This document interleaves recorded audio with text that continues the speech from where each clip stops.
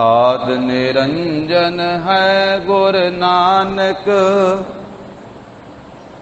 धार कै मूरत है जग आयो। लोक सुनियो पर लोक सुनियो, विद लोक सुनियो सब दर्शन पायो। संगत पारे उतारण को, गुर नानक साहिब पंथ चलायो। वाहिगुरु गुर नानक साहिब, धार कै मूरत है जग आयो। वाहिगुरु गुर नानक साहिब, धार कै मूरत है जग आयो।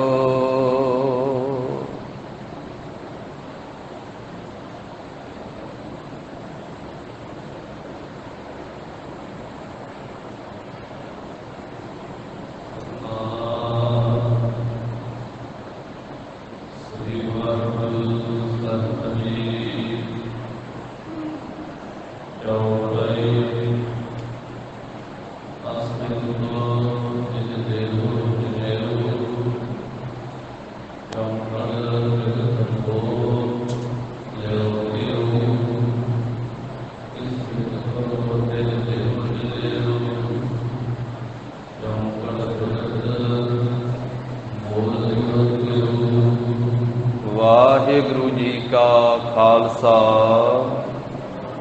वाहिगुरु जी की फतेह। दसां पातशाहियां दी जोत, तख्त चौर छत्र दे मालिक धन श्री गुरु ग्रंथ साहिब जी महाराज, सतगुरां दी अपर अपार किरपा रहमत दा सदका जगत गुरु जाहर पीर जगत गुर बाबा धन धन श्री गुरु नानक देव साहिब जी महाराज, सतगुरां दे पावनी अस्थान सचखंड दरबार गुरुद्वारा श्री बेर साहिब जी विखे सजे हुए सुंदर दीवान दी हाजरी भर रही गुरु की साजी नवाजी हुई साध संगत जीओ। महाराज साहब जी ने कृपा की है, सत संगत का अमोलक सुभागा समा प्राप्त होया है। लड़ीवार रूप दे विच जगत गुरु जी का पवित्र इतिहास सरवण कर रहे हाँ। जिवें पिता मेहता कल्याण चंद जी वल्लों अपने पुत्र श्री नानक जी नूं जनेऊ पाउण वास्ते घर दे विच उत्सव रचिया होया है। रिश्तेदारां नूं बुलाया है, नगर दे ब्राह्मणां नूं, छत्रियां नूं, बेदी कुल नूं, आंढियां गवांढियां नूं सब नूं सद्दा दे करके अपने घरे सद्दिया। तरह तरह के पदार्थ तैयार करवाए जा रहे हैं और उस मौके ते पंडित हरदयाल नूं बुला करके महाराज साहब जी नूं जनेऊ पाउण दा ये सारा प्रबंध किया है, जो उस मौके की रोह रीत सी। जिवें वो सनातन मत के अनुसार ये जनेऊ की रीत चली आउंदी सी। हुण सारे रिश्तेदार साख संबंधी ते नगर दे ब्राह्मण छत्री आदि सारे बैठे हुए हैं। विचकार महाराज साहब जी नूं बिठा के जदों पंडित जनेऊ पाउण लगा ते महाराज साहब जी ने पुछया भी पंडित जी दसो ये जनेऊ पाउण दा लाभ की है, जे ना पाईए तो घाटा की है। पंडित हरदयाल ने दसिया श्री नानक जी ये जनेऊ पाउण दे नाल द्विज बन जाईदा। ਜਨੇਊ ਪਾਉਣ ਦੇ ਨਾਲ ਧਰਮੀ ਬਣ ਜਾਈਦਾ, ਪਵਿੱਤਰ ਹੋ ਜਾਈਦਾ, ਚੌਂਕੇ ਦੇ ਅਧਿਕਾਰੀ ਹੋ ਜਾਈਦਾ। ਜੇ ਨਾ ਪਾਈਏ ਤੇ ਬ੍ਰਾਹਮਣਾਂ ਦੇ ਘਰ ਵਿੱਚ ਪੈਦਾ ਹੋਣ ਵਾਲਾ, ਖੱਤਰੀਆਂ ਦੇ ਘਰ ਵਿੱਚ ਪੈਦਾ ਹੋਣ ਵਾਲਾ ਜੇ ਜਨੇਊ ਨਾ ਪਾਵੇ ਫਿਰ ਉਹ ਧਰਮੀ ਨਹੀਂ ਬਣਦਾ। ਇਸ ਕਰਕੇ ਵੇਦਾਂ ਦੀ ਵਿਧੀ ਦੇ ਅਨੁਸਾਰ ਇਹ ਮੰਤਰ ਪੜ੍ਹ ਕਰਕੇ ਤੇ ਜਨੇਊ ਪਾਇਆ ਜਾਂਦਾ ਹੈ, ਫਿਰ ਧਰਮੀ ਹੋ ਜਾਈਦਾ। ਮਹਾਰਾਜ ਕਹਿਣ ਲੱਗੇ, ਪੰਡਤ ਜੀ, ਧਰਮੀ ਮਨੁੱਖ ਧਰਮ ਦੇ ਗੁਣ ਧਾਰਨ ਕਰਕੇ ਹੁੰਦਾ ਹੈ ਕਿ ਜਾਂ ਇੱਕ ਪਾਹ ਦੇ ਸੂਤ ਦਾ ਵਟਿਆ ਹੋਇਆ ਜਨੇਊ ਪਾ ਕਰਕੇ ਹੀ ਧਰਮੀ ਬਣ ਜਾਂਦਾ ਹੈ। ਜੇ ਮਨੁੱਖ ਆਪਣੇ ਜੀਵਨ ਦੇ ਵਿੱਚ ਸ਼ੁਭ ਗੁਣ ਧਾਰਨ ਕਰੇਗਾ ਉਹ ਤਾਂ ਧਰਮੀ ਬਣੇਗਾ, ਕਿ ਜਾਂ ਸ਼ੁਭ ਗੁਣ ਨਾ ਧਾਰਨ ਕਰੇ ਤੇ ਇਕੱਲਾ ਸੂਤ ਦਾ ਜਨੇਊ ਪਾ ਲਵੇ ਫੇਰ ਹੀ ਧਰਮੀ ਬਣ ਜਾਂਦਾ। ਤੇ ਪੰਡਤ ਜੀ, ਜੇ ਇਸ ਜਨੇਊ ਨੂੰ ਪਾ ਕਰਕੇ ਤੇ ਮਨੁੱਖ ਕੁਕਰਮ ਵੀ ਕਰੀ ਜਾਵੇ ਤੇ ਫਿਰ ਵੀ ਉਹਨੂੰ ਤੁਸੀਂ ਧਰਮੀ ਹੀ ਆਖੋਗੇ। ਫਿਰ ਪੰਡਤ ਹਰਦਿਆਲ ਜੀ ਨੇ ਦੱਸਿਆ ਵੀ ਦੱਸੋ ਫਿਰ ਕਿਸ ਤਰ੍ਹਾਂ ਦਾ ਜੀਵ ਨੂੰ ਜਨੇਊ ਧਾਰਨ ਕਰਨਾ ਚਾਹੀਦਾ। ਤਾਂ ਮਹਾਰਾਜ ਜੀ ਨੇ ਫਿਰ ਸੱਚੇ ਜਨੇਊ ਦਾ ਉਪਦੇਸ਼ ਦਿੱਤਾ। ਫਿਰ ਆਪ ਜੀ ਨੇ ਆਪਣੇ ਮੁਖਾਰ ਬਿੰਦ ਤੋਂ ਬਾਣੀ ਉਚਾਰਨ ਕੀਤੀ। ਸ਼ਲੋਕ ਮਹੱਲਾ ਪਹਿਲਾ। ਦਇਆ ਕਪਾਹ ਸੰਤੋਖ ਸੂਤ, ਜਤ ਗੰਢੀ ਸਤ ਵਟ, ਇਹੋ ਜਨੇਊ ਜੀਅਕਾ, ਹਈ ਤਾਂ ਪਾਂਡੇ ਘਤ, ਨਾ ਇਹੋ ਟੁੱਟੈ ਨਾ ਮਲ ਲੱਗੈ, ਨਾ ਇਹੋ ਜਲੈ ਨਾ ਜਾਏ, ਧਨ ਸੋ ਮਾਨਸ ਨਾਨਕਾ, ਜੋ ਗਲ ਚੱਲੇ ਪਾਏ। ਗਰੀਬ ਨਵਾਜ ਨੇ ਆਖਿਆ ਦਇਆ ਦੀ ਕਪਾਹ ਹੋਵੇ, ਭਾਵ ਜੀਵ ਨੂੰ ਚਾਹੀਦਾ ਵਾਏ ਦੂਸਰਿਆਂ ਉੱਤੇ ਦਇਆ ਕਰੇ, ਤਰਸ ਕਰੇ। ਦਇਆ ਦੀ ਕਪਾਹ ਹੋਵੇ ਤੇ ਜੋ ਪਰਾਲਬਧ ਅਨੁਸਾਰ ਪ੍ਰਾਪਤ ਹੋਇਆ ਪਦਾਰਥ ਉਹਦੇ ਉੱਤੇ ਸੰਤੋਖ ਧਾਰਨ ਕਰੇ। ਸੰਤੋਖ ਸੂਤ, ਸੰਤੋਖ ਦਾ ਸੂਤ ਹੋਵੇ। ਆਪਣੇ ਮਨ ਇੰਦਰੀਆਂ ਨੂੰ ਕਾਬੂ ਕਰਕੇ ਰੱਖੇ, ਜਤ ਧਾਰਨ ਕਰੇ ਤੇ ਜਤ ਦੀਆਂ ਗੰਢਾਂ ਹੋਣ। ਉਸ ਸੂਤ ਨੂੰ ਗੰਢਾਂ ਦੇ ਕਰਕੇ ਪਾਉਂਦੇ ਆ। ਮਹਾਰਾਜ ਕਹਿੰਦੇ ਜਤ ਦੀਆਂ ਗੰਢਾਂ ਹੋਣ। ਜੋ ਉੱਚਾ ਆਚਰਨ ਬਣਾਉਣਾ ਹੈ, ਸਤ ਪ੍ਰਤੱਗੀ ਹੋਣਾ ਹੈ, ਸੱਚ ਬੋਲਣਾ ਹੈ, ਸਤ ਵੱਟ, ਸਤ ਦਾ ਵੱਟ ਚੜਿਆ ਹੋਵੇ। ਇਸ ਸੂਤ ਨੂੰ ਵੱਟ ਚੜਾਉਂਦੇ ਆ, ਨਾਲੇ ਗੰਢਾਂ ਦਿੰਦੇ, ਨਾਲੇ ਉਹਨੂੰ ਵੱਟ ਚਾੜਿਆ ਜਾਂਦਾ। ਮਹਾਰਾਜ ਕਹਿੰਦੇ ਸਤ ਦਾ ਵੱਟ ਹੋਵੇ। ਫਿਰ ਇਹ ਜਿਹੜਾ ਜਨੇਊ ਹੈ ਨਾ, ਇਹ ਜੀਵ ਦਾ ਜਨੇਊ ਹੈ, ਆਤਮਾ ਦਾ ਜਨੇਊ ਹੈ। ਇਹੋ ਜਨੇਊ ਜੀਅਕਾ, ਹਈ ਤਾਂ ਪਾਂਡੇ ਘੱਤ। ਜੇ ਹੈ ਪੰਡਤ ਜੀ ਤੇ ਇਹੋ ਜਿਹਾ ਜਨੇਊ ਪਾਓ। ਨਾ ਇਹੋ ਸੁੱਟੈ ਨਾ ਮਲ ਲੱਗੈ, ਨਾ ਇਹੋ ਜਲੈ ਨਾ ਜਾਏ। ਇਹ ਤਾਂ ਸਰੀਰ ਦੇ ਸੜਨ ਨਾਲ ਵੀ ਨਹੀਂ ਸੜੇਗਾ, ਨਾ ਟੁੱਟੇਗਾ, ਨਾ ਇਹਨੂੰ ਮੈਲ ਲੱਗੇਗੀ, ਨਾ ਸੜੇਗਾ, ਨਾ ਕਿਸੇ ਪਾਸੇ ਜਾਵੇਗਾ। ਤੇ ਜਿਨ੍ਹਾਂ ਮਨੁੱਖਾਂ ਨੇ, ਜਿਨ੍ਹਾਂ ਜੀਵਾਂ ਨੇ ਇਹਨਾਂ ਸ਼ੁਭ ਗੁਣਾਂ ਦਾ ਜਨੇਊ ਧਾਰਨ ਕੀਤਾ ਨਾ ਆਪਣੇ ਜੀਵਨ ਦੇ ਵਿੱਚ, ਅਸਲ ਧਰਮੀ ਉਹ ਆ, ਅਸਲ ਦਵੇਜ ਉਹ ਆ। ਧਨ ਸੋ ਮਾਨਸ ਨਾਨਕਾ, ਜੋ ਗਲ ਚੱਲੇ ਪਾਏ। ਜਿਨ੍ਹਾਂ ਨੇ ਆਪਣੇ ਹਿਰਦੇ ਰੂਪੀ ਗਲ ਦੇ ਵਿੱਚ ਐਸਾ ਜਨੇਊ ਧਾਰਨ ਕੀਤਾ। ਤੇ ਇਹਨਾਂ ਸ਼ੁਭ ਗੁਣਾਂ ਤੋਂ ਬਿਨਾਂ ਜੇ ਇਕੱਲਾ ਸੂਤ ਦਾ ਜਨੇਊ ਬਣਾ ਕੇ ਮਨੁੱਖ ਬੁਰਾਈਆਂ ਕਰਦਾ, ਉਹ ਧਰਮੀ ਨਹੀਂ ਬਣ ਸਕਦਾ। ਪੰਡਤ ਜੀ, ਇਹ 4 ਕੌਡੀਆਂ ਦਾ ਤੁਸੀਂ ਬਾਜ਼ਾਰ ਚੋਂ ਖਰੀਦ ਕਰਕੇ ਲਿਆ ਕੇ ਪਾ ਦਿੰਦੇ ਹੋ। ਚੌਕੜ ਮੁੱਲ ਅਣਾਇਆ, ਬਹਿ ਚੌਕੇ ਪਾਇਆ, ਬਹਿ ਚੌਕੇ ਪਾਇਆ, ਸਿੱਖਾ ਕੰਨ ਚੜਾਈਆ, ਗੁਰ ਬ੍ਰਾਹਮਣ ਥਿਆ, ਉਹ ਮੋਆ ਉਹ ਝੜ ਪਿਆ ਵੇ ਤੱਗਾ ਗਿਆ। ਇਹ ਸੂਤ ਦਾ ਜਨੇਊ ਤੇ ਇੱਥੇ ਹੀ ਪ੍ਰਾਣੀ ਦੇ ਨਾਲ ਸਾਥ ਨਹੀਂ ਨਿਭਦਾ, ਇੱਥੇ ਹੀ ਰਹਿ ਜਾਂਦਾ। ਜਦੋਂ ਸਰੀਰ ਦਾ ਸੰਸਕਾਰ ਹੁੰਦਾ ਤੇ ਵਿੱਚੇ ਹੀ ਸੜ ਜਾਂਦਾ, ਝੜ ਜਾਂਦਾ। ਤੇ ਜੀਵ ਨੇ ਗੁਣ ਨਹੀਂ ਧਾਰਨ ਕੀਤੇ ਹੁੰਦੇ, ਇਸ ਕਰਕੇ ਬਿਨਾਂ ਜਨੇਊ ਤੋਂ ਹੀ ਅੱਗੇ ਜਾਂਦਾ। ਇੱਥੋਂ ਤੀਕ ਸਾਧ ਸੰਗਤ ਜੀ ਆਪਾਂ ਕੱਲ ਦੇ ਦੀਵਾਨ ਵਿੱਚ ਪਿੱਛੇ ਗਾਥਾ ਸਰਵਣ ਕੀਤੀ ਹੈ। ਅੱਗੇ ਹੋਰ ਜਗਤ ਗੁਰੂ ਜੀ ਪਵਿੱਤਰ ਉਪਦੇਸ਼ ਦੇ ਰਹੇ ਆ। ਸਾਰੇ ਰਿਸ਼ਤੇਦਾਰ ਬੈਠੇ ਹੋਏ ਆ, ਨਗਰ ਦੇ ਵੇਦ ਪਾਠੀ ਬੈਠੇ ਹੋਏ ਆ, ਸਿਆਣੇ ਸਿਆਣੇ ਬ੍ਰਾਹਮਣ ਛਤਰੀ ਬੈਠੇ ਹੋਏ ਆ, ਸਾਕ ਸੰਬੰਧੀ ਸਾਰੇ ਬੈਠੇ ਹੋਏ। ਘਰ ਦੇ ਵਿੱਚ ਬਹੁਤ ਇੱਕ ਖੁਸ਼ੀਆਂ ਦਾ ਮਾਹੌਲ ਹੈ। ਪਿਤਾ ਜੀ ਨੇ ਸਾਰਿਆਂ ਨੂੰ ਸੱਦਿਆ ਹੋਇਆ, ਤਰ੍ਹਾਂ ਤਰ੍ਹਾਂ ਦੇ ਪਦਾਰਥ ਤਿਆਰ ਹੋ ਰਹੇ ਆ ਕਿ ਸਾਰਿਆਂ ਨੂੰ ਛਕਾਉਣਾ ਹੈ। ਤੋ ਕਿਵੇਂ ਅੱਗੇ ਮਹਾਰਾਜ ਸਾਹਿਬ ਜੀ ਕਿਰਪਾ ਕਰਦੇ ਆ। ਜਗਤ ਗੁਰੂ ਜੀ ਦਾ ਪਾਵਨ ਧਿਆਨ ਧਰਦਿਆਂ ਹੋਇਆਂ ਸ਼ਰਧਾ ਭਾਵਨਾ ਸਹਿਤ ਸਰਵਣ ਕਰੀਏ। ਉਚਾਰਨ ਕਰੋ ਜੀ ਸਤਿਨਾਮ ਸ੍ਰੀ ਵਾਹਿਗੁਰੂ ਸਾਹਿਬ ਜੀ।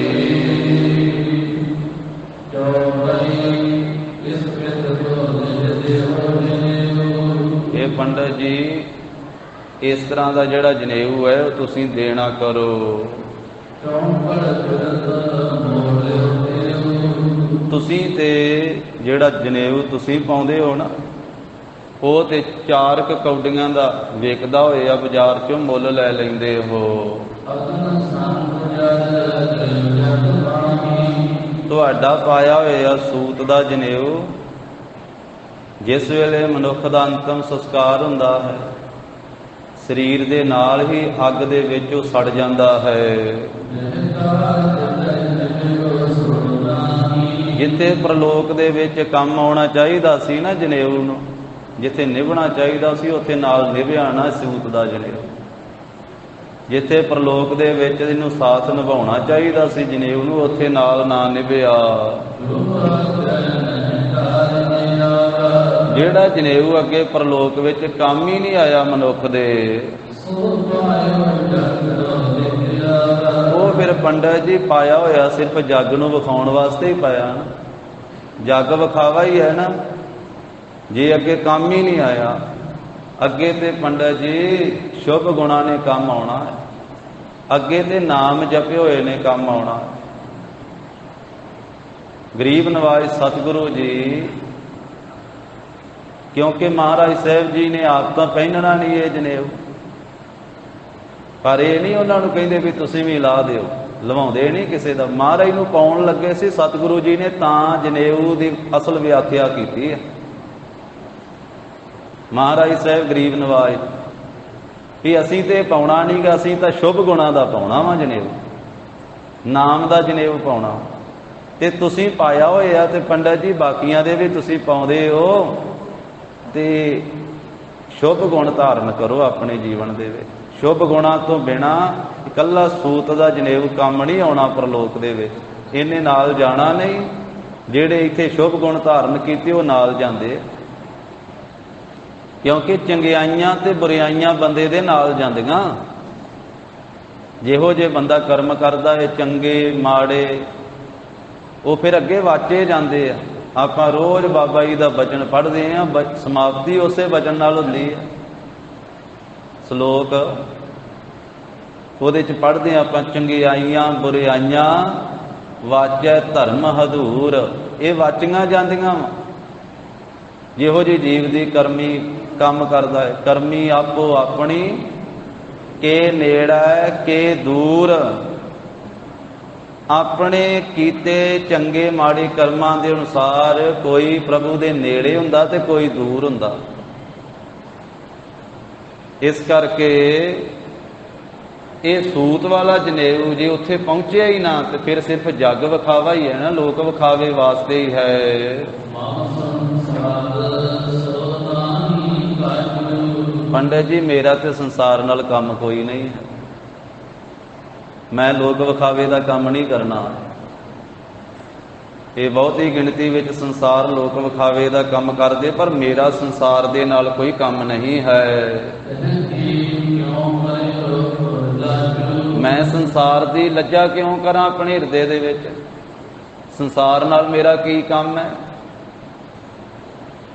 ਕਿਉਂਕਿ ਬਹੁਤਾ ਸੰਸਾਰ ਵਿਖਾਵੇ ਦਾ ਹੀ ਕਰਮ ਹੈ। ਕਲਗੀਧਰ ਪਾਤਸ਼ਾਹ ਨੇ ਵੀ ਇੱਕ ਵਾਰੀ ਦੱਸਿਆ ਸੀ, ਮਹਾਰਾਜ ਕਹਿਣ ਲੱਗੇ ਸਿੱਖੀ ਕਈ ਪ੍ਰਕਾਰ ਦੀ ਆ। ਇੱਕ ਧੰਦੇ ਦੀ ਸਿੱਖੀ, ਇੱਕ ਲਾਲਚ ਦੀ ਸਿੱਖੀ, ਇੱਕ ਵੇਖਾ ਵੇਖੀ ਦੀ ਸਿੱਖੀ। ਵੇਖੋ ਵੇਖੀ ਦੀ ਵੀ ਚੱਲ लोक विखावे दे नाल ही सिख बन जगे। एक महाराज कहते फिर सिदक की सिक्खी है, एक प्रेम की सिक्खी है। जिहड़ी सिदक की ते प्रेम की सिक्खी है वो श्रोमणी है, वो महान सिक्खी है।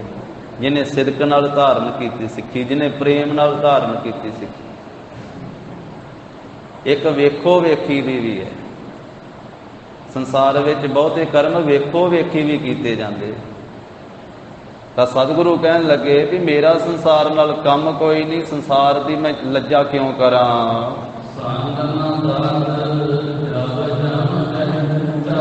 जदों जीव नूं इहदे औगण वेख के, पाप वेख के जमदूतां ने इहनूं फड़ के कुੱਟਿਆ ना चंगी तरह, इहनूं कुੱਟ फेरी ते उदों इह धागे वाले जनेऊ ने नाल नहीं जाना, इहनूं छडाउणा नहीं उस मौके ते, क्योंकि जनेऊ धागे दा पा छड्डिया ते काम चंगे कीते ना, करदा बुरियाई रहा। ते लोक विखावे नाल लोक कह भी देंदे रहे कि इहने जनेऊ पाया, इह धर्मी आ, इहने धर्म दा पहरावा पाया, ये धर्मी आ। कल्ले जनेऊ की गल नहीं, जिस धर्म दे विच कोई है अपने धर्म के चिन्ह पहने हुए है, पर जे वो शुभ कर्म नहीं, शुभ गुण नहीं धारण किए तो फिर सिर्फ धर्म के पहरावे नहीं, उत्थे नहीं छडाउणा। हर एक थां ते महाराज ने यह बचन कहे, इत्थे भी कह रहे आ, मक्के भी यही कहे सी, हरिद्वार भी ये कहे सी वचन, हर एक थां ते। मक्के जदों उन्होंने पुछया सी ना, कहिंदे भी किहड़ा धर्म वड्डा जी, मुसलमान कि हिंदू। महाराज कहंदे शुभ अमल वड्डे आ। जेड़ा जीव शुभ कर्म करदा, शुभ अमल धारण करदा वा, बाबा आखे हाजियां शुभ अमलों वाजों दोनों रोई, दोनों नूं रोना पवेगा जे शुभ अमल ना धारण कीते। इस करके जदों ये जीव जनेऊ पहनण वाला अगे गया तो जमा ने फड़ के कुੱਟਿਆ ते जनेऊ ने उस मौके ते छड़ाया ना। उत्थे दा नाम पै गया तग तूटा, कि इन्हें जनेऊ पा छड्डिया पर जनेऊ दे गुण नहीं धारण कीते। इस करके बिना जनेऊ ते टुटे हुए जनेऊ वाला है। महाराज कहंदे जनेऊ भी पा छड्डिया इन्हें संसार विच लोक विखावे वास्ते, ते झूठ भी बोलदा रहा, गप गपौड़े भी पूरे छड्डदा रहा, झूठ बड़ा बोलिया, चोरी बहुत कीती इन्हें, जारियां कीतियां, पराया संग भी करदा रहा, पराए तन दे नाल लंपट हुंदा रहा, ये कुकर्म करदा रहा। इस करके प्रलोक विच जमदूतां ने भारी सजा दिती, इसनूं भारी ताड़ना इनू मिली। इस करके पंडित जी करतार दा सतनाम जपया करो, करतार दा सच्चा नाम जपो। जदों तुसीं सतनाम वाहिगुरु जपोगे ना, फिर जग तो तुहाडा पार उतारा हो जाएगा, भला हो जाएगा। सतनाम वाहिगुरु, सतनाम वाहिगुरु,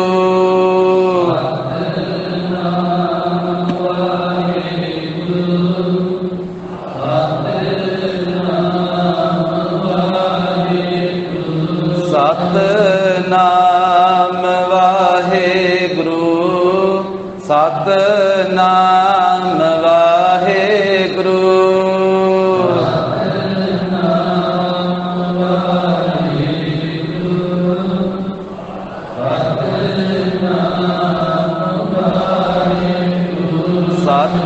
सतनाम वाहिगुरु, सतनाम वाहिगुरु।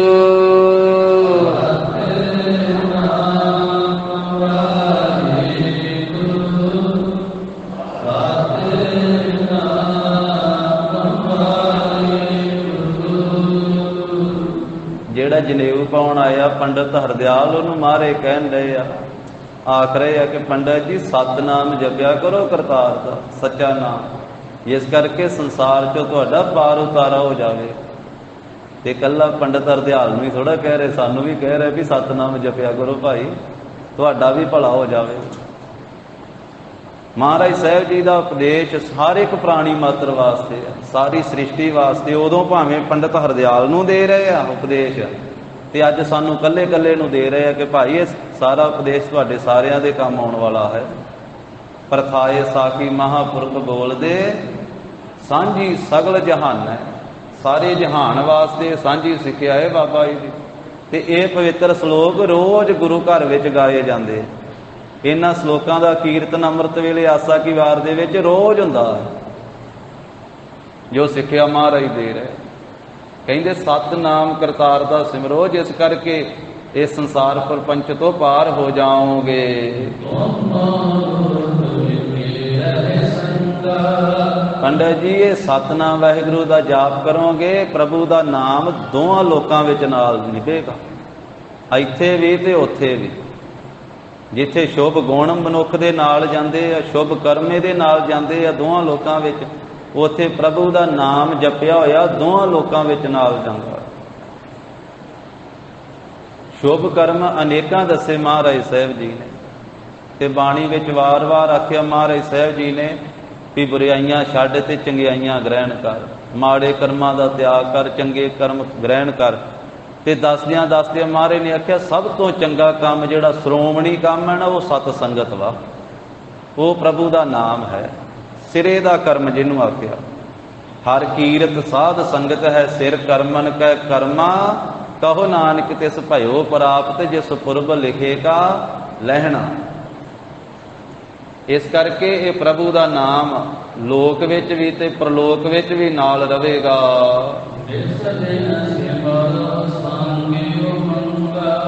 ਦਿਨੇ ਰਾਤ ਸਿਮਰੋ ਨਾਮ, ਉਤਸ਼ਾਹ ਦੇ ਨਾਲ ਸਿਮਰੋ, ਪ੍ਰੇਮ ਦੇ ਨਾਲ, ਭਾਵਨਾ ਦੇ ਨਾਲ। ਇਹ ਕੋਈ ਬੱਧਾ ਚੱਟੀ ਭਰਨੀ ਨਹੀਂ ਹੈ, ਇਹ ਪ੍ਰੇਮ ਨਾਲ ਸਿਮਰੋ। ਬਾਣੀ 'ਚ ਵੀ ਮਹਾਰਾਜ ਨੇ ਆਖਿਆ, ਸਤਿਗੁਰੂ ਕਹਿੰਦੇ ਨਾਮ ਤਾਂ ਪ੍ਰੇਮ ਨਾਲ ਹੀ ਭਾਈ ਜਪਣਾ ਚਾਹੀਦਾ, ਸੇਵਾ ਭਾਵਨਾ ਨਾਲ ਕਰਨੀ ਚਾਹੀਦੀ ਹੈ, ਪ੍ਰੇਮ ਨਾਲ ਕਰਨੀ ਚਾਹੀਦੀ ਹੈ, ਨਾਮ ਵੀ ਉਤਸ਼ਾਹ ਨਾਲ ਜਪਣਾ ਚਾਹੀਦਾ। ਪਰ ਇੱਕ ਥਾਂ ਤੇ ਇਹ ਵੀ ਬਚਨ ਕਿਹਾ ਮਹਾਰਾਜ ਕਹਿੰਦੇ ਕਈ ਵਾਰੀ ਜੀਵ ਬੱਧਾ ਜਿਹਾ ਚੱਟੀ ਭਰਨ ਵਾਂਗੂ ਕੰਮ ਕਰਦਾ, ਉਹ ਫਿਰ ਲੇਖੇ ਨਹੀਂ ਪੂਰਾ ਪੈਂਦਾ। ਬੱਧਾ ਚੱਟੀ ਜੋ ਭਰੇ, ਨਾ ਗੁਣ ਨਾ ਉਪਕਾਰ। ਮਹਾਰਾਜ ਕਹਿੰਦੇ ਉਮੰਗਾ ਉਤਸ਼ਾਹ ਦੇ ਨਾਲ, ਅੰਦਰੋਂ ਉਤਸ਼ਾਹ ਪੈਦਾ ਹੋਵੇ, ਚਾਅ ਚੜੇ ਪ੍ਰਭੂ ਦਾ ਨਾਮ ਜਪਣ ਦਾ, ਉਤਸ਼ਾਹ ਦੇ ਨਾਲ, ਚਾਅ ਦੇ ਨਾਲ ਰਾਤ ਦਿਨੇ ਸਿਮਰੋ।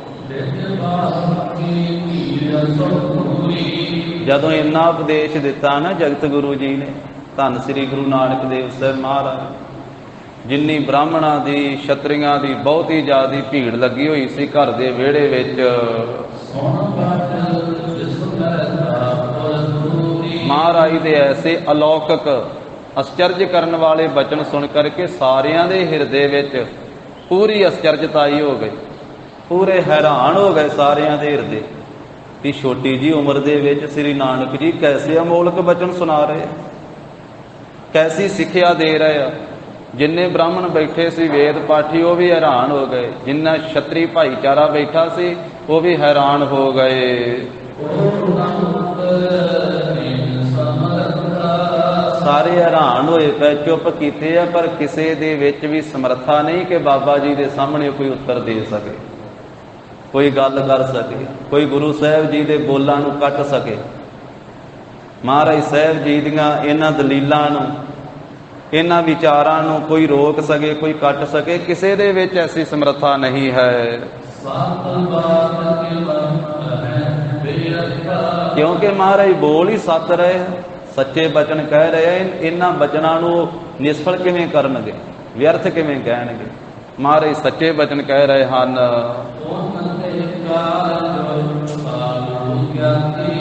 ਫਿਰ ਉਸ ਮੌਕੇ ਤੇ ਜੋ ਬਾਬਾ ਕਾਲੂ ਜੀ ਦੇ, ਮਹਿਤਾ ਕਲਿਆਣ ਚੰਦ ਜੀ ਦੇ ਜੋ ਰਿਸ਼ਤੇਦਾਰ ਸਨ, ਹਾਂਜੀ, ਉਹ ਕਹਿੰਦੇ ਬੋਲੇ, ਜਦੋਂ ਉਹਨਾਂ ਨੇ ਵੇਖਿਆ ਨਾ ਵੀ ਬਹੁਤ ਸਮਾਂ ਹੋ ਗਿਆ ਗੱਲਬਾਤ ਚੱਲਦੇ ਆ, ਇੰਨੇ ਚਿਰ ਨੂੰ ਤੇ ਪੰਗਤਾਂ 'ਚ ਬਹਿ ਜਾਣਾ ਸੀ ਅਸੀਂ, ਇਹ ਤੇ ਹਾਲੇ ਸ੍ਰੀ ਨਾਨਕ ਜੀ ਖਹਿੜਾ ਹੀ ਨਹੀਂ ਛੱਡਣ ਦਾ। ਕਿਉਂਕਿ ਬਹੁਤੇ ਕਾਲੇ ਪੈ ਜਾਂਦੇ ਹੁੰਦੇ ਨਾ, ਘਰ ਵਿੱਚ ਕੋਈ ਵੀ ਸਮਾਗਮ ਹੋਵੇ, ਪ੍ਰੋਗਰਾਮ ਹੋਵੇ, ਕਈਆਂ ਨੂੰ ਹੁੰਦਾ ਵੀ ਹੁਣ ਛੇਤੀ ਛੇਤੀ ਹੋਵੇ ਤੇ ਪੰਗਤ ਵਿੱਚ ਬੈਠ ਗਏ। ਹੁਣ ਮਹਾਰਾਜ ਸਾਹਿਬ ਜੀ ਨੇ ਲੰਬੀ ਗੱਲ ਚੋ ਲਈ, ਉਹ ਰਿਸ਼ਤੇਦਾਰ ਕਾਲੇ ਪੈਣ ਲੱਗ ਪਏ, ਉਹਨਾਂ ਨੇ ਵਾਪਸ ਵੀ ਜਾਣਾ ਹੋਣਾ। ਬਾਬਾ ਜੀ ਦੇ ਰਿਸ਼ਤੇਦਾਰ ਉਹ ਕਾਲੇ ਪਏ। ਉਹਨਾਂ ਨੇ ਕਹਿੰਦੇ ਫਿਰ ਸੁਹਾਤੀ ਸੋਭਣੀ ਇੱਕ ਗੱਲ ਕੀਤੀ ਹੈ, ਆਪਣੀ ਜਿਹੜੀ ਬਾਤ ਉਹ ਰੱਖੀ ਹੈ। ਕਹਿਣ ਲੱਗੇ ਸ੍ਰੀ ਨਾਨਕ ਜੀ ਤੁਸੀਂ ਪ੍ਰਵੀਣ ਹੋ, ਤੁਸੀਂ ਸਿਆਣੇ ਹੋ, ਤੁਸੀਂ ਚਤੁਰ ਹੋ, ਪਰ ਸਾਡੀ ਵੀ ਗੱਲ ਸੁਣੋ। ਜਿੰਨੇ ਤੁਸੀਂ ਬੋਲ ਬੋਲੇ ਆ ਉਹਨਾਂ ਨੂੰ ਕੱਟਿਆ ਨਹੀਂ ਜਾ ਸਕਦਾ, ਉਹਨਾਂ ਨੂੰ ਖੰਡਨ ਨਹੀਂ ਕੀਤਾ ਜਾ ਸਕਦਾ, ਉਹਨਾਂ ਤੇ ਤਰਕ ਨਹੀਂ ਕੀਤੀ ਜਾ ਸਕਦੀ। ਤੁਹਾਡੀ ਜਿਹੜੀ ਬਾਣੀ ਹੈ, ਤੁਹਾਡੇ ਬੋਲ ਉਹ ਰਸ ਵਿੱਚ ਪ੍ਰੇਮ ਵਿੱਚ ਭਿੱਜੇ ਹੋਏ ਤੇ ਅਮੋਲਕ ਬਚਨ ਹਨ।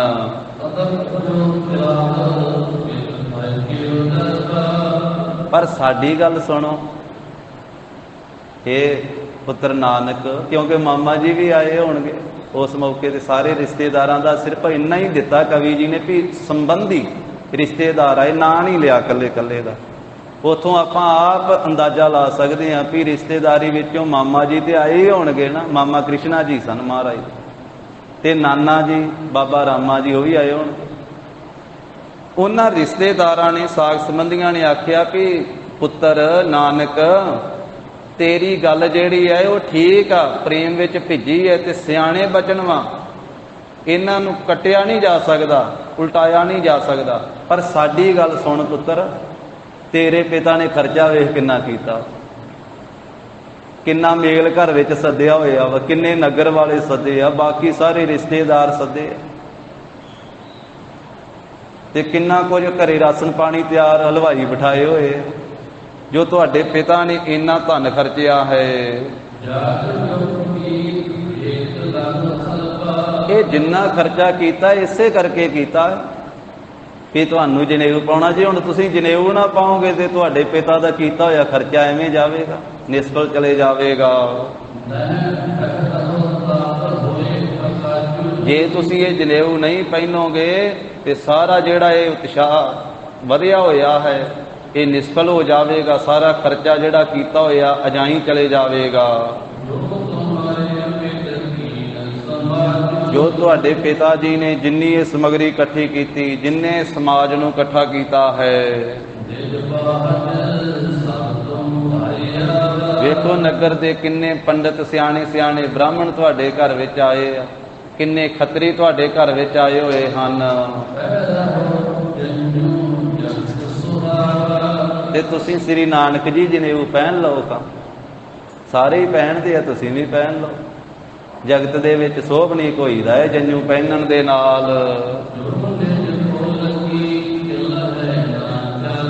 ਨਾਲੇ ਸ੍ਰੀ ਨਾਨਕ ਜੀ ਜਿਹੜਾ ਵੀ ਕੋਈ ਜੀਵ ਆਪਣੇ ਕੁਲ ਦੀ ਚੱਲੀ ਆਉਂਦੀ ਚਾਲੀ ਵਿੱਚ, ਰਹੁ ਰੀਤ ਵਿੱਚ ਨਹੀਂ ਚੱਲਦਾ, ਫਿਰ ਜਾਤ ਪਾਤ ਵਾਲੇ ਲੋਕ ਉਹਨੂੰ ਵੱਖਰਾ ਕਰ ਦਿੰਦੇ ਆਪਣੀ ਜਾਤੀ ਵਿੱਚੋਂ। ਇਹ ਆਪਣੀ ਰੀਤ ਵਿੱਚ ਨਹੀਂ ਚੱਲਦਾ, ਆਪਣੀ ਮਰਿਆਦਾ ਵਿੱਚ ਨਹੀਂ ਚੱਲਦਾ, ਫਿਰ ਭਾਈਚਾਰਾ ਉਹਦੇ ਨਾਲੋਂ ਵਿੱਥ ਪਾ ਲੈਂਦਾ ਹੈ। ਉਸ ਨੂੰ ਆਪਣੇ ਖਾਨਦਾਨ ਨਾਲੋਂ ਵੱਖਰਾ ਕਰ ਦੇਈਦਾ ਕਿ ਇਹਨੇ ਸਾਡੀ ਰਹੁ ਰੀਤਾਂ ਦੇ ਵਿੱਚ ਨਹੀਂ ਚੱਲਣਾ ਕੀਤਾ ਹੈ। ਇਸ ਕਰਕੇ ਮਨੁੱਖ ਵੀ ਤਾਂ ਹੀ ਸੰਪੂਰਨ ਹੁੰਦਾ ਜੇ ਜਨੇਊ ਪਾਏ, ਅਤੇ ਪਰਿਵਾਰ ਜੋ ਹੈ ਸਾਰਾ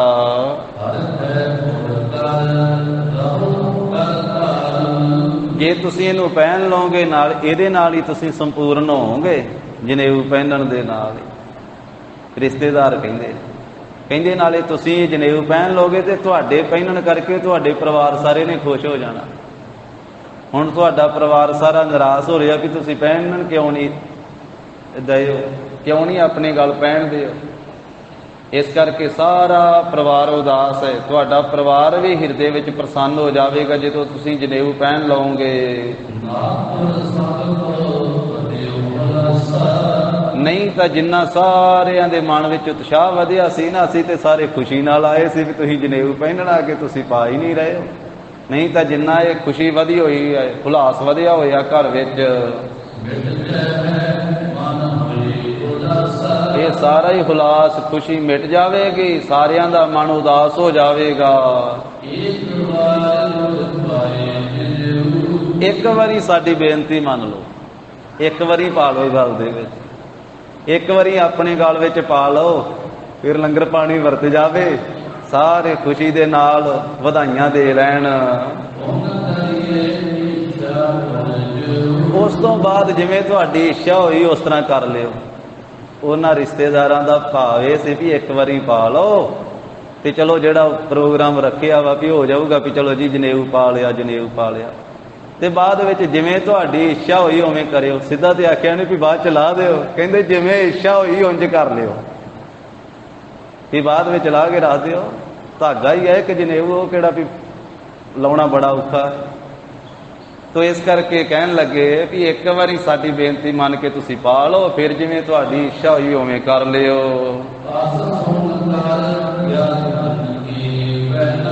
ਇਹ ਰਿਸ਼ਤੇਦਾਰਾਂ ਨੇ ਸਮਝਾਉਣ ਦਾ ਯਤਨ ਕੀਤਾ, ਰਿਸ਼ਤੇਦਾਰ ਤੇ ਉਹਨਾਂ ਆਪਣੇ ਸੰਬੰਧੀਆਂ ਦੇ, ਰਿਸ਼ਤੇਦਾਰਾਂ ਦੇ ਇਹ ਬੋਲ ਸੁਣ ਕਰਕੇ ਫਿਰ ਸੋਭਾ ਵਾਲੇ ਕਮਲ ਫੁੱਲ ਵਰਗੇ ਖਿੜੇ ਹੋਏ ਨੇਤਰ ਜਿਨ੍ਹਾਂ ਦੇ, ਜਿਵੇਂ ਕਮਲ ਫੁੱਲ ਖਿੜਿਆ ਹੁੰਦਾ ਇਸ ਤਰ੍ਹਾਂ ਮਹਾਰਾਜ ਦੇ ਨੇਤਰ ਖਿੜੇ ਹੋਏ ਆ। ਧੰਨ ਸ੍ਰੀ ਗੁਰੂ ਨਾਨਕ ਦੇਵ ਸਾਹਿਬ ਮਹਾਰਾਜ ਜੀ ਬੋਲੇ ਆਪਣੀ ਰਸਨਾ ਤੋਂ, ਸ਼ਬਦ ਪੜੋ।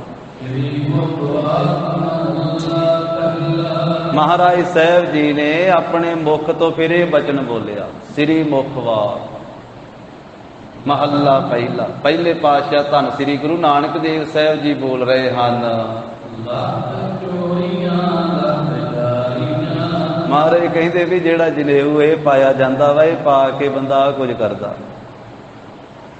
ਲੱਖਾਂ ਚੋਰੀਆਂ ਵੀ ਕਰੀ ਜਾਂਦਾ ਤੇ ਲੱਖਾਂ ਜਾਰੀਆਂ ਵੀ ਕਰੀ ਜਾਂਦਾ। ਲੱਖਾਂ ਤੋਂ ਭਾਵ ਬਹੁਤੀਆਂ, ਵੀ ਸਾਰੀ ਜ਼ਿੰਦਗੀ ਚੋਰੀਆਂ ਵੀ ਕਰਦਾ ਰਹਿੰਦਾ ਤੇ ਜਨੇਊ ਵੀ ਪਾਇਆ ਹੋਇਆ, ਤੇ ਲੱਖਾਂ ਹੀ ਜਾਰੀਆਂ ਕਰਦਾ। ਜਾਰੀਆਂ ਤੋਂ ਭਾਵ ਵੀ ਦੂਸਰੇ ਸਰੀਰਾਂ ਨਾਲ ਸੰਬੰਧ ਰੱਖਦਾ, ਵਿਭਚਾਰ ਕਰਦਾ, ਪਰਾਇਆ ਸੰਗ ਕਰਦਾ, ਪਰ ਇਸਤਰੀ ਗਮਨ ਪਰ ਪੁਰਸ਼ ਗਮਨ, ਇਸ ਤਰ੍ਹਾਂ ਦਾ ਸੰਬੰਧ ਲੱਖਾਂ ਜਾਰੀਆਂ ਵੀ ਕਰਦਾ ਹੈ ਤੇ ਲੱਖਾਂ ਹੀ ਕੂੜੀਆਂ ਗੱਲਾਂ ਕਰਦਾ, ਝੂਠੀਆਂ ਗੱਲਾਂ ਕਰਦਾ, ਲੱਖਾਂ ਝੂਠ ਬੋਲਦਾ ਜ਼ਿੰਦਗੀ ਦੇ ਵਿੱਚ, ਲੱਖ ਗਾਲ ਤੇ ਲੱਖਾਂ ਹੀ ਗਾਲਾਂ ਕੱਢੀ ਜਾਂਦਾ। ਤੇ ਕੀ ਫਾਇਦਾ ਹੋਇਆ ਇਹਦਾ ਜਨੇਊ ਪਾਏ ਦਾ, ਕਿ ਲੱਖਾਂ ਕੁਕਰਮੇ ਕਰੀ ਜਾਂਦਾ ਹੈ, ਲੱਖਾਂ ਹੀ ਠੱਗੀਆਂ ਮਾਰਦਾ ਹੈ ਇਹ ਪਹਿਨ ਕੇ, ਤੇ ਲੱਖਾਂ ਹੀ ਪਹਿਨਾਮੀਆਂ ਵੀ ਛੁਪ ਕੇ ਲੋਕ ਛੇਪ ਕਰਕੇ ਕੁਕਰਮ ਕਰਦਾ ਹੈ, ਭੈੜੀਆਂ ਕਰਤੂਤਾਂ। ਰਾਤ ਵੀ ਤੇ ਦਿਨੇ ਵੀ ਮਨੁੱਖ ਦੇ ਜੀ ਦੇ ਨਾਲ, ਅੰਦਰ ਦੇ ਨਾਲ, ਇਹਦੀ ਜਿੰਦ ਦੇ ਨਾਲ ਤੇ ਆਹ ਕੁਝ ਤੁਰਿਆ ਫਿਰਦਾ। ਲੱਖਾਂ ਚੋਰੀਆਂ, ਲੱਖਾਂ ਜਾਰੀਆਂ ਦੇ ਫੁਰਨੇ, ਲੱਖਾਂ ਠੱਗੀਆਂ, ਲੱਖਾਂ ਬੇਈਮਾਨੀਆਂ, ਇਹ ਇਹਦੀ ਜੀਵ ਆਤਮਾ ਦੇ ਨਾਲ ਹਨ ਦਿਨੇ ਰਾਤ। ਤੁਸੀਂ ਕਪਾਹ ਦਾ ਸੂਤ ਲੈ ਕਰਕੇ ਤੇ ਉਸ ਨੂੰ ਕੱਤ ਲੈਂਦੇ ਹੋ, ਤੇ ਬਾਹਮਣ ਨੂੰ ਘਰੇ ਬੁਲਾ ਲੈਂਦੇ ਹੋ, ਤੇ ਬਾਹਮਣ ਆ ਕਰਕੇ ਫਿਰ ਉਹ ਸੂਤ ਨੂੰ ਵੱਟ ਚਾੜ ਦਿੰਦਾ ਹੈ, ਤੇ ਫਿਰ ਬੱਕਰਾ ਲੈ ਆਉਂਦੇ ਤੇ ਬੱਕਰੇ ਨੂੰ ਖੋਹ ਕੇ ਰਿੰਨ ਕੇ ਖਾ ਲੈਂਦੇ ਹੋ। ਇਹ ਮਹਾਰਾਜ ਦੀ ਰਸਨਾ ਦੀ ਬਾਣੀ ਆ। ਕਿਉਂਕਿ ਜਿਹੜੀ ਇਤਿਹਾਸ ਦੀ ਗੱਲ ਕਹੀ ਰਹੀ ਉਹਨੂੰ ਤਾਂ ਕਹਿ ਦਿੰਦੇ ਸ਼ਾਇਦ ਇਹ ਕਵੀ ਨੇ ਆਪਣੇ ਕੋਲੋਂ ਲਿਖ ਦਿੱਤਾ ਹੋਵੇਗਾ, ਪਰ ਆਹ ਬਚਨ ਤਾਂ ਗੁਰੂ ਗ੍ਰੰਥ ਸਾਹਿਬ ਜੀ ਦੇ ਵਿੱਚ ਅੰਕਿਤ ਵਾ, ਆਸਾ ਕੀ ਵਾਰ ਦੇ ਵਿੱਚ। ਉਸ ਮੌਕੇ ਤੇ ਪਿਤਾ ਜੀ ਨੇ ਬੱਕਰਾ ਲਿਆ ਕੇ ਬੰਨਿਆ ਹੋਇਆ ਸੀ, ਬਾਕੀ ਸਭ ਕੁਝ ਤਿਆਰ ਹੋ ਰਿਹਾ ਸੀ, ਤੇ ਉਹ ਵੀ ਵੱਢਣਾ ਸੀ ਜਨੇਊ ਪਾਉਣ ਤੋਂ ਮਗਰੋਂ। ਵੱਢ ਕੇ ਬਣਾ ਕੇ ਤੇ ਸਾਰਿਆਂ ਨੂੰ, ਰਿਸ਼ਤੇਦਾਰਾਂ ਨੂੰ ਤੇ ਜਿੰਨੇ ਸੱਦੇ ਸੀ ਸਾਰਿਆਂ ਨੂੰ ਖਵਾਉਣਾ ਸੀ। ਮਹਾਰਾਜ ਕਹਿੰਦੇ ਵੀ ਆਹ ਕੁਝ ਕਰਦੇ ਤੁਸੀਂ। ਬ੍ਰਾਹਮਣ ਨੂੰ ਸੱਦ ਲਿਆ ਤੇ ਉਹਨੇ ਜਨੇਊ ਵੱਟ ਕਰਕੇ ਪਾ ਦਿੱਤਾ, ਤੇ ਫਿਰ ਬੱਕਰੇ ਨੂੰ ਕੋਹ ਲੈਂਦੇ ਹੋ, ਬੱਕਰੇ ਨੂੰ ਵੱਢ ਦਿੰਦੇ ਹੋ। ਉਹ ਇਹ ਬੱਕਰਾ ਰਿੰਨ ਖਾਇਆ ਤੇ ਰਿੰਨ ਕੇ ਖਾ ਲਿਆ, ਫਿਰ ਸਾਰੇ ਉਸ ਤੋਂ ਮਗਰੋਂ ਵਧਾਈਆਂ ਦੇ ਦਿੰਦੇ ਹੋ, ਫਿਰ ਸਾਰੇ ਕਹਿ ਦਿੰਦੇ ਹੋ ਵੀ ਜਨੇਊ ਪੈ ਗਿਆ, ਜਨੇਊ ਪੈ ਗਿਆ। ਇਹ ਵੀ ਇੱਕ ਧਾਰਮਿਕ, ਕਿਉਂਕਿ ਧਾਰਮਿਕ ਰੀਤ ਬਣਾਈ ਹੈ ਸਨਾਤਨ ਮਤ ਵਿੱਚ, ਇਹ ਧਾਰਮਿਕ ਰੀਤ ਹੈ। ਜਨੇਊ ਪਹਿਨਣ ਨਾਲ ਹੀ ਉਹ ਕਹਿੰਦੇ ਮਨੁੱਖ ਧਰਮੀ ਹੁੰਦਾ ਹੈ। ਤਾਂ ਰੀਤ ਉਹਨਾਂ ਦੇ ਅਨੁਸਾਰ ਮਹਾਰਾਜ ਨੇ ਨਹੀਂ ਇਹਨੂੰ ਇਹ ਨਹੀਂ ਆਖਿਆ ਵੀ ਇਹ ਮਾੜੀ ਹੈ ਰੀਤ। ਗੁਰੂ ਸਾਹਿਬ ਨੇ ਦੱਸਿਆ ਵੀ ਇਹ ਜਨੇਊ ਪਹਿਨਣ ਦੇ ਨਾਲ ਸ਼ੁਭ ਗੁਣ ਵੀ ਧਾਰਨ ਕਰੋ। ਆਪ ਤਾਂ ਮਹਾਰਾਜ ਸਾਹਿਬ ਜੀ ਨੇ ਨਹੀਂ ਪਹਿਨਣਾ। ਮਹਾਰਾਜ ਕਹਿੰਦੇ ਅਸੀਂ ਤੇ ਸ਼ੁਭ ਗੁਣਾਂ ਦਾ ਪਹਿਨਣਾ, ਉਹ ਤਾਂ ਅੱਗੇ ਹੀ ਪਹਿਨਿਆ ਹੋਇਆ, ਅਸੀਂ ਤੇ ਨਾਮ ਦਾ ਪਹਿਨਣਾ, ਤੇ ਉਹ ਤਾਂ ਅੱਗੇ ਹੀ ਹੈ ਮਹਾਰਾਜ ਨੇ ਪਹਿਨਿਆ ਹੋਇਆ। ਇਹਦੇ ਤੋਂ ਕੱਲਾ ਜਨੇਊ ਵਾਲਿਆਂ ਨੂੰ ਹੀ ਨਹੀਂ ਮਹਾਰਾਜ ਸਾਹਿਬ ਨੇ, ਇੱਥੋਂ ਸਾਰਿਆਂ ਨੂੰ ਹੀ ਸਿੱਖਿਆ। ਮਹਾਰਾਜ ਦੀ ਸਿੱਖਿਆ ਸਾਰੀ ਸ੍ਰਿਸ਼ਟੀ ਵਾਸਤੇ ਸਾਂਝੀ ਆ ਵੀ ਜਿੰਨੇ ਵੀ ਧਰਮ ਦਾ ਚਿੰਨ੍ਹ ਧਾਰਨ ਕੀਤੇ ਆ ਉਹ ਸ਼ੁਭ ਗੁਣ ਵੀ ਧਾਰਨ ਕਰੇ ਨਹੀਂ, ਤੇ ਸ਼ੁਭ ਗੁਣਾਂ ਤੋਂ ਬਿਨਾਂ ਇਹ ਧਾਰਮਿਕ ਲਿਬਾਸ ਕਿਸੇ ਅਰਥ ਵਿੱਚ ਨਹੀਂ। ਤੋ ਮਹਾਰਾਜ ਸਾਹਿਬ ਜੀ ਕਹਿੰਦੇ ਇਸ ਤਰ੍ਹਾਂ ਦੀ ਹਾਲਤ ਹੈ। ਫਿਰ ਸਾਰੇ ਆਖ ਦਿੰਦੇ ਹੋ ਵੀ ਜਨੇਊ ਪਹਿਨਿਆ ਗਿਆ ਹੈ, ਫਿਰ ਇਹ ਪੁਰਾਣਾ ਵੀ ਹੋ ਜਾਂਦਾ। ਜਦੋਂ ਪੁਰਾਣਾ ਹੋ ਜਾਂਦਾ ਉਸ ਵੇਲੇ ਸੁੱਟ ਦਿੰਦੇ ਹੋ। ਫਿਰ ਕਹਿੰਦੇ ਹੋ ਵੀ ਇਹ ਪੁਰਾਣਾ ਹੋ ਗਿਆ, ਚਲੋ ਹੁਣ ਹੋਰ ਪਾ ਲਈਏ, ਹੁਣ ਨਵਾਂ ਪਾ ਲਈਏ, ਪੁਰਾਣਾ ਲਾ ਕੇ ਸੁੱਟ ਦਿੱਤਾ ਜਾਂਦਾ ਹੈ। ਮਹਾਰਾਜ ਕਹਿੰਦੇ ਜਨੇਊ ਨਾ ਟੁੱਟੇ, ਇਹ ਧਾਗਾ ਨਾ ਟੁੱਟੇ। ਜਿਸ ਤੱਗ ਦੇ ਵਿੱਚ, ਜਿਸ ਜਨੇਊ ਦੇ ਵਿੱਚ ਜ਼ੋਰ ਹੋਵੇ, ਇਹਦੇ ਵਿੱਚ ਤਾਕਤ ਹੋਵੇ ਨਾ, ਇਹਦੇ ਵਿੱਚ ਬਲ ਹੋਵੇ ਤੇ ਟੁੱਟੇ ਨਾ। ਇਹ ਟੁੱਟ ਵੀ ਜਾਂਦਾ, ਇਹ ਮੈਲਾ ਵੀ ਹੋ ਜਾਂਦਾ, ਪੁਰਾਣਾ ਵੀ ਹੋ ਜਾਂਦਾ, ਤੁਸੀਂ ਹੋਰ ਲੈ ਕੇ ਪਾ ਲੈਂਦੇ ਹੋ। ਇਹ ਮਹਾਰਾਜ ਨੇ ਸ਼ਲੋਕ ਉਚਾਰਨ ਕੀਤਾ ਜੋ ਆਸਾ ਕੀ ਵਾਰ ਦੇ ਵਿੱਚ ਸੋਭਨੀਕ ਹੈ।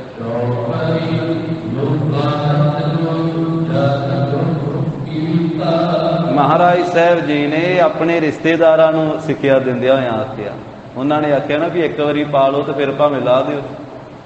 ਉਹਨਾਂ ਨੂੰ ਇਹ ਸਿੱਖਿਆ ਦਿੱਤੀ ਮਹਾਰਾਜ। ਸਤਿਗੁਰੂ ਕਹਿੰਦੇ ਇਹ ਲੋਕਾ ਰੀਤ ਹੀ ਹੈ ਨਾ, ਇਹ ਜੰਜੂ ਪਾਉਣਾ ਇਹ ਲੋਕ ਰੀਤ ਬਣ ਗਈ ਹੈ। ਇਸ ਕਰਕੇ ਪੁਰਾਣਾ ਹੋ ਜਾਂਦਾ ਹੈ ਤੇ ਨਿਤਾ ਪ੍ਰਤੀ ਟੁੱਟਦਾ ਹੈ। ਦੁਬਾਰਾ ਦੁਬਾਰਾ ਲੈ ਕੇ ਹੋਰ ਪਾਇਆ ਜਾਂਦਾ ਹੈ। ਜਿਵੇਂ ਸੰਸਾਰ ਮਿਥਿਆ ਹੈ, ਸੰਸਾਰ ਝੂਠਾ ਹੈ, ਇਸੇ ਤਰ੍ਹਾਂ ਹੀ ਇਹ ਝੂਠਾ ਕਰਮ ਬਣਿਆ ਹੋਇਆ ਹੈ। ਜੇਕਰ ਇਸ ਜਨੇਊ ਦੇ ਵਿੱਚ ਜ਼ੋਰ ਹੋਵੇ, ਤਾਕਤ ਹੋਵੇ, ਜਿਹੜਾ ਟੁੱਟੇ ਨਾ ਉਹ ਜਨੇਊ ਪਾਓ ਮੇਰੇ ਗਲ ਵਿੱਚ। ਜਿਹੜਾ ਟੁੱਟੇ ਨਾ, ਜਿਹੜਾ ਸਦਾ ਰਵੇ ਉਹ ਜਨੇਊ ਪਾਓ। ਨਾਲੇ ਐਸਾ ਜਨੇਊ ਪਾਓ ਜੇ ਮੇਰੇ ਗਲ ਵਿੱਚ ਪਾਉਣਾ। ਆਪਣੇ ਰਿਸ਼ਤੇਦਾਰਾਂ ਨੂੰ ਕਹਿੰਦੇ ਮਹਾਰਾਜ, ਕਹਿੰਦੇ ਜਿਸ ਨੂੰ ਪਹਿਨਣ ਦੇ ਨਾਲ ਖੋਟੀਆਂ ਵਾਸ਼ਨਾਵਾਂ ਨਾਸ ਹੋ ਜਾਣ, ਮਾੜੇ ਫੁਰਨੇ ਮਿਟ ਜਾਣ। ਅਸਲ ਵਿੱਚ ਗੁਰੂ ਸਾਹਿਬ ਜੀ ਇਹ ਬਾਕੀ ਸਾਰਿਆਂ ਦੇ ਮਨਾਂ ਦੀ ਹਾਲਤ ਹੀ ਦੱਸੀ ਜਾ ਰਹੇ ਕਿ ਜਨੇਊ ਪਹਿਨਣ ਵਾਲੇ ਦੇ ਅੰਦਰੋਂ, ਮਨ ਦੇ ਵਿੱਚੋਂ ਮਾੜੀਆਂ ਵਾਸ਼ਨਾ ਤੇ ਮੁੱਕੀਆਂ ਨਹੀਂ, ਭੈੜੇ ਫੁਰਨੇ ਤੇ ਮੁੱਕੇ ਹੀ ਨਹੀਂ। ਧਾਰਮਿਕ ਲਿਬਾਸ ਪਹਿਨਣ ਵਾਲੇ ਦੇ ਅੰਦਰੋਂ ਉਹ ਕੁਰੀਤੀਆਂ ਤੇ ਮਿਟਣੀਆਂ ਚਾਹੀਦੀਆਂ ਨਾ, ਜਿਹੜੇ ਭੈੜੇ ਫੁਰਨੇ ਆ, ਮੰਦ ਖਿਆਲ, ਉਹ ਤਾਂ ਮਿਟੇ ਨਹੀਂ। ਕਿ ਐਸਾ ਜਨੇਊ ਪਹਿਨੋ ਜਿਸ ਕਰਕੇ ਮਨ ਵਿੱਚੋਂ ਖੋਟੀਆਂ ਵਾਸ਼ਨਾ, ਖੋਟੇ ਫੁਰਨੇ ਨਾਸ ਹੋ ਜਾਣ। ਜਿਸ ਨੂੰ ਪਹਿਨਣ ਨਾਲ ਅਬਿਨਾਸੀ ਪਦਵੀ ਪ੍ਰਾਪਤ ਹੋ ਜਾਵੇ। ਜਿਸ ਪਦ ਤੇ ਪਹੁੰਚ ਕੇ ਕਦੀ ਨਾਸ ਨਹੀਂ ਹੋਈਦਾ, ਉਹ ਪਦ ਪ੍ਰਾਪਤ ਹੋਵੇ। ਐਸਾ ਪਾਓ ਜਨੇਊ ਜੇ ਹੈ ਤੇ ਜਿਹਦੇ ਨਾਲ ਅਮਰ ਹੋ ਜਾਈਦਾ ਹੈ, ਜਿਸ ਨਾਲ ਅਬਿਨਾਸੀ ਹੋ ਜਾਈਦਾ, ਉਹ ਜਨੇਊ ਪਾਓ। ਐਸੀ ਵਿਧੀ ਅਨੁਸਾਰ, ਐਸੇ ਢੰਗ ਨਾਲ ਸੋਭਾ ਵਾਲੇ ਧੰਨ ਸ੍ਰੀ ਗੁਰੂ ਨਾਨਕ ਦੇਵ ਸਾਹਿਬ ਮਹਾਰਾਜ ਮੁਕਤੀ ਦਾਤੇ ਨੇ। ਉਪਦੇਸ਼ ਵਾਲੀ ਬਾਣੀ ਉਚਾਰੀ ਆਪਣੀ ਰਸਨਾ ਤੋਂ। ਜਦੋਂ ਮਹਾਰਾਜ ਇਸ ਤਰ੍ਹਾਂ ਸਿੱਖਿਆ ਦੇ ਰਹੇ ਸੀ ਨਾ, ਕੁਝ ਫਿਰ ਬ੍ਰਾਹਮਣ ਉੱਠ ਪਏ ਵਿੱਚੋਂ। ਪੰਡਿਤ ਹਰਦਿਆਲ ਤੇ ਨਹੀਂ ਉੱਠਿਆ, ਜਿਹੜੇ ਹੋਰ ਬ੍ਰਾਹਮਣ ਪਿੰਡ ਦੇ ਆਏ ਸੀ ਨਾ ਕੁਝ, ਉਹ ਉੱਠ ਪਏ ਕੁਝ, 2-4 ਜਾਣੇ। ਉਹਨਾਂ ਨੇ ਉੱਠ ਕਰਕੇ ਤੇ ਜ਼ਬਰਦਸਤੀ ਜੀ ਕੀਤੀ ਹੈ।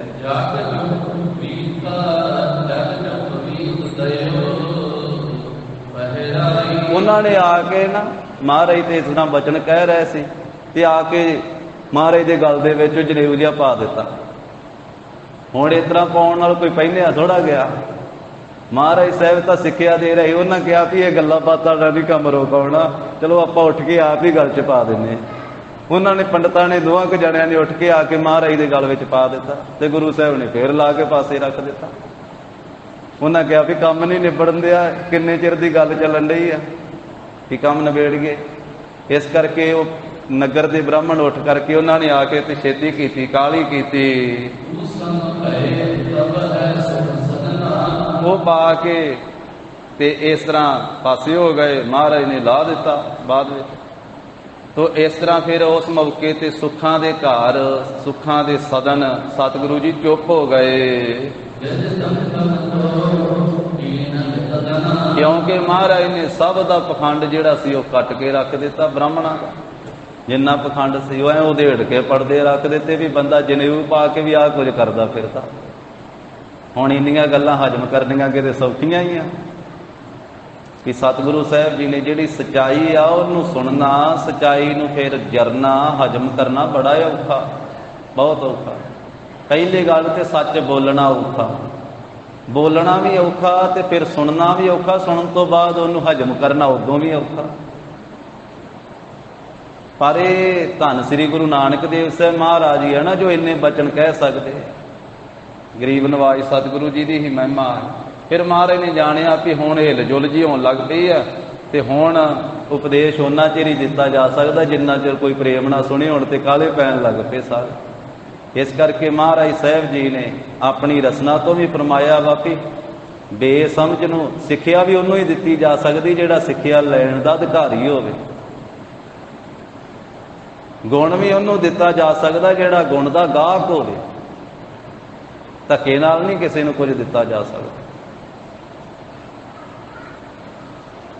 ਵਿਣ ਗਾਹਕ ਗੁਣ ਵੇਚੀਐ ਤਉ ਗੁਣ ਸਹਿਗੋ ਜਾਏ, ਗੁਣ ਕਾ ਗਾਹਕ ਜੇ ਮਿਲੈ ਤਉ ਗੁਣ ਲਾਖ ਵਿਕਾਏ। ਫਿਰ ਇਹ ਵੀ ਬਚਨ ਮਹਾਰਾਜ ਨੇ ਆਖਿਆ ਵੀ ਜਿੱਥੇ ਕੋਈ ਮੂਰਖਤਾਈ ਕਰੇ ਉੱਥੇ ਚੁੱਪ ਵੀ ਕਰ ਜਾਣਾ ਚਾਹੀਦਾ। ਮੂਰਖ ਹੈ ਨਾਲ ਨਾ ਲੁੱਝੀਐ, ਮੰਦਾ ਕਿਸੇ ਨਾ ਆਖੀਐ, ਪੜ ਅੱਖਰ ਇਹੋ ਬੁੱਝੀਐ। ਵੀ ਅੱਖਰਾਂ ਨੂੰ ਪੜ੍ਹ ਕੇ ਇਹੋ ਹੀ ਸਮਝਣਾ ਵਾ, ਕਿਸੇ ਨੂੰ ਮੰਦਾ ਨਾ ਬੋਲੀਏ। ਮੰਦਾ ਕਿਸੇ ਨਾ ਆਖੀਐ, ਪੜ ਅੱਖਰ ਇਹੋ ਬੁੱਝੀਐ, ਮੂਰਖ ਹੈ ਨਾਲ ਨਾ ਲੁੱਝੀਐ। ਕਿ ਜੇ ਅਗਲੇ ਪਾਸੇ ਮੂਰਖ ਸਿਰ ਅਡਾਉਣ ਵਾਲੇ ਆ, ਝਗੜਨ ਵਾਲੇ, ਤੇ ਫਿਰ ਉੱਥੇ ਲੁੱਝਣਾ ਨਹੀਂ ਚਾਹੀਦਾ, ਉੱਥੇ ਚੁੱਪ ਕਰ ਜਾਣਾ ਚਾਹੀਦਾ। ਭਗਤਾਂ ਦੇ ਵੀ ਐਸੇ ਬਚਨ। ਹੁਣ ਮਹਾਰਾਜ ਸਾਹਿਬ ਜੀ ਫਿਰ ਚੁੱਪ ਕਰ ਗਏ, ਸਿੱਖਿਆ ਬੇਅੰਤ ਦੇ ਦਿੱਤੀ। ਸੁੱਖਾਂ ਦੇ ਘਰ ਫਿਰ ਚੁੱਪ ਹੋ ਗਏ। ਤੇ ਉਸ ਵੇਲੇ ਕਹਿੰਦੇ ਪਰਿਵਾਰ ਇੱਕ ਵਾਰੀ ਪ੍ਰਸੰਨ ਹੋ ਗਿਆ ਵੀ ਚਲੋ ਪੈ ਗਿਆ। ਪਰਿਵਾਰ ਇੱਕ ਵਾਰੀ ਖੁਸ਼ ਹੋ ਗਿਆ। ਸਾਰਿਆਂ ਦੇ ਮਨ ਵਿੱਚ ਜਿਹੜਾ ਖੁਬਾਰ ਜਿਹਾ ਬਣਿਆ ਹੋਇਆ ਸੀ, ਕਾਲਾਪਣ ਜਿਹਾ ਬਣਿਆ ਹੋਇਆ ਸੀ, ਉਹ ਮਿਟ ਗਿਆ। ਪਰ ਪੰਡਿਤ ਹਰਦਿਆਲ ਭਾਵਨਾ ਵਾਲਾ ਸੀ, ਉਹਦੇ ਅੰਦਰ ਭਾਵਨਾ ਸੀ ਵੀ ਮਹਾਰਾਜ ਹੋਰ ਬਚਨ ਸੁਣਾ ਦਿੰਦੇ ਨਾ, ਹੋਰ ਉਪਦੇਸ਼ ਦੇ ਦਿੰਦੇ। ਉਹਦੇ ਅੰਦਰ ਅਭਿਲਾਖਾ ਸੀ, ਵੱਡੀ ਲਾਲਸਾ ਸੀ ਅੰਦਰ ਵੀ ਮਹਾਰਾਜ ਤੋਂ ਹੋਰ ਉਪਦੇਸ਼ ਸੁਣੀਏ, ਹੋਰ ਬਚਨ ਸੁਣੀਏ। ਉਸ ਮੌਕੇ ਤੇ ਬੇਨਤੀ ਕੀਤੀ। ਪੰਡਿਤ ਹਰਦਿਆਲ ਕਹਿਣ ਲੱਗਾ ਕਿ ਮਹਾਰਾਜ ਆਪ ਜੀ ਨੇ ਬਹੁਤ ਉੱਚੇ ਕਰਮਾਂ ਵਾਲੀ ਬਾਣੀ ਕਥਨ ਕੀਤੀ ਹੈ। ਆਪ ਜੀ ਨੇ ਬਹੁਤ ਅਮੋਲਕ ਬਚਨ ਉਚਾਰਨ ਕੀਤੇ ਹਨ ਕਿ ਮਹਾਰਾਜ ਇਹਨਾਂ ਬਚਨਾਂ ਨਾਲ ਹਿਰਦਾ ਸੁੱਧ ਹੋ ਜਾਂਦਾ ਹੈ। ਇਹ ਸਾਰੀ ਸੱਚੀ ਸਿੱਖਿਆ ਹੈ ਆਪ ਜੀ ਦੀ। ਮਹਾਰਾਜ ਜੋ ਸੰਸਾਰ ਦੀ ਕਾਨ ਕਨੌਟ ਹੈ ਨਾ, ਇਹ ਤਾਂ ਸੰਗਲ ਪਏ ਹੋਏ ਆ। ਸੰਸਾਰ ਦੀ ਕਾਨ ਕਨੌੜ ਦੇ ਸੰਗਲਾਂ ਦੇ ਵਿੱਚ ਸੰਸਾਰ ਜਕੜਿਆ ਹੋਇਆ ਹੈ। ਇਹ ਜੋ ਵਰਨ ਤੇ ਧਰਮ ਹੈ, ਵਰਨ ਆਸ਼ਰਮ ਹਨ, ਇਹਦੇ ਵਿੱਚ ਬੱਝੇ ਹੋਏ ਆ, ਇਹਨੂੰ ਤੋੜ ਨਹੀਂ ਸਕਦੇ। ਵੀ ਜੱਗ ਦੀ ਕਾਨ ਕਨੌੜ ਵਿੱਚ ਹੀ ਸਾਰਾ ਸੰਸਾਰ ਚੱਲਦਾ। ਕਿ ਜੇ ਆ ਕੰਮ ਨਾ ਕੀਤਾ ਤੇ ਜੱਗ ਕੀ ਆਖੇਗਾ। ਕਹਿੰਦੇ ਵੀ ਜੱਗ ਇਸ ਤਰ੍ਹਾਂ ਹੀ ਚੱਲਦਾ ਆਉਂਦਾ ਜੀ, ਇਹ ਰੋਹ ਰੀਤ ਇਸ ਤਰ੍ਹਾਂ ਹੀ ਹੁੰਦੀ, ਇਹਦੇ ਵਿੱਚ ਇੰਝ ਹੀ ਚੱਲਣਾ ਪੈਂਦਾ ਹੈ। ਵੀ ਇਸ ਕਰਕੇ ਕੋਈ ਐਸੇ ਇਹ ਸੰਸਾਰ ਦੇ ਰੋਹ ਰੀਤਾਂ ਰੂਪੀ ਸੰਗਲ ਨੂੰ ਤੋੜਦਾ ਨਹੀਂ ਹੈ।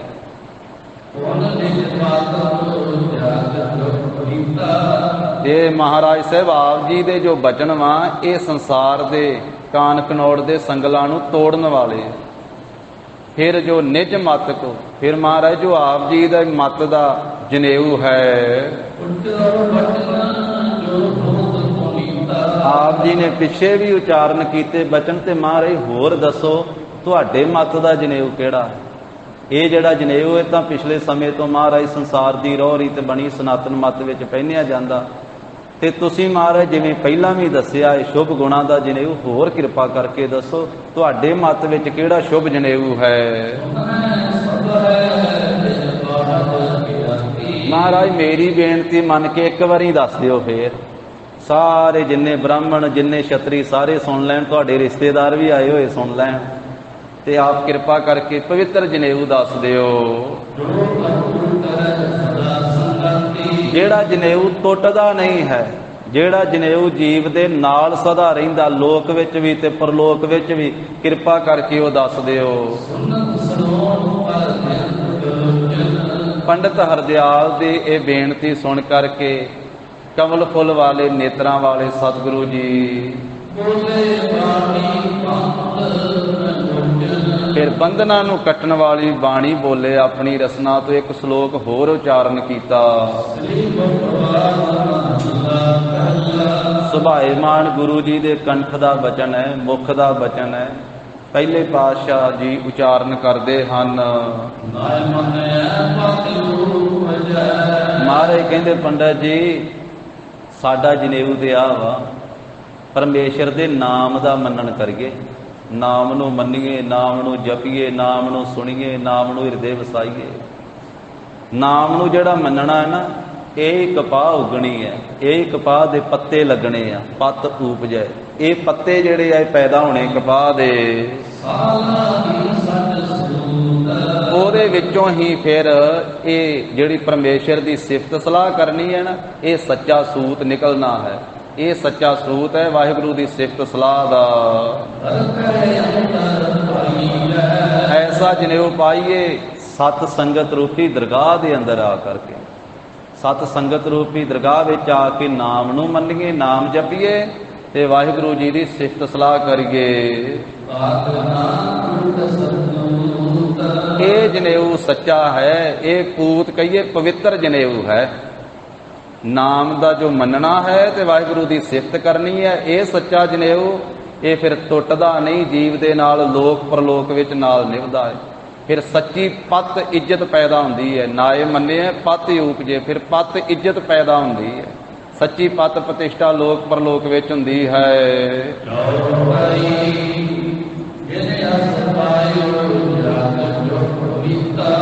ਪੰਡਤ ਜੀ ਜਿਨ੍ਹਾਂ ਜੀਵਾਂ ਨੇ ਇਸ ਤਰ੍ਹਾਂ ਦਾ ਜਨੇਊ ਪਾਇਆ ਹੈ, ਨਾਮ ਦਾ ਜਨੇਊ, ਵਾਹਿਗੁਰੂ ਦੀ ਸਿਫਤ ਸਲਾਹ ਦਾ ਜਨੇਊ ਜਿਨ੍ਹਾਂ ਨੇ ਪਾਇਆ ਹੈ, ਉਹ ਸਾਰੇ ਥਾਵਾਂ ਤੇ ਡਰ ਤੋਂ ਰਹਿਤ, ਉਹਨਾਂ ਨੂੰ ਕਿਸੇ ਦਾ ਡਰ ਨਹੀਂ, ਨਾ ਲੋਕ ਵਿੱਚ ਨਾ ਪਰਲੋਕ ਵਿੱਚ, ਜਮਦੂਤਾਂ ਦਾ ਨਾ ਧਰਮ ਰਾਜਾ ਦਾ, ਕੋਈ ਭੈ ਨਹੀਂ ਹੈ। ਉਹ ਜਿੱਥੇ ਜਾਂਦੇ ਉੱਥੇ ਫਿਰ ਆਦਰ ਪਾਉਂਦੇ ਹਨ। ਸਭ ਥਾਵਾਂ ਤੇ ਸੋਭਾ ਦੇ ਸਹਿਤ ਹੁੰਦੇ, ਉਹਨਾਂ ਦਾ ਜਸ ਛਾ ਜਾਂਦਾ, ਫੈਲ ਜਾਂਦਾ ਹੈ। ਐਸਾ ਨਾਮ ਦਾ ਜਨੇਊ ਕਦੀ ਟੁੱਟਦਾ ਨਹੀਂ, ਭੱਜਦਾ ਨਹੀਂ, ਜੀਵ ਆਤਮਾ ਦੇ ਨਾਲ ਰਹਿੰਦਾ ਹੈ।